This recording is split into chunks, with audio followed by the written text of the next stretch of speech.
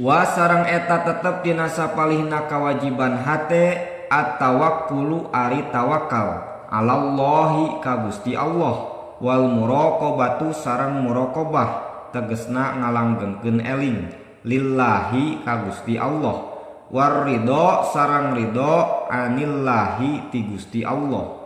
Wa sareng eta tetep tina sapalihna kawajiban hate husnuzonni ari alus sangka billahi ka Gusti Allah wa bi khalqillahi sareng ka makhlukna Gusti Allah.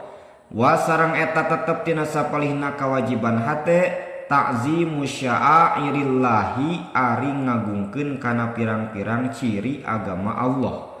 Wa sareng eta tetep tina sapalihna kawajiban hate asyukru ari syukur ala ni'amillahi kana pirang-pirang nikmat Allah.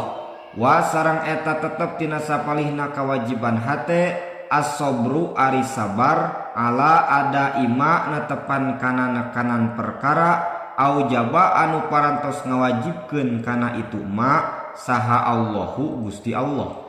Was-sabru sareng sabar amma tina perkara harrama anu parantos ngaharamkeun kana itu ma saha Allahu Gusti Allah ta'ala bari nyata maha luhur Gusti Allah. Wa sareng sabar alama kana perkara ibtala anu parantos nyoba ka anjeun saha Allahu Gusti Allah bihi kana itu ma.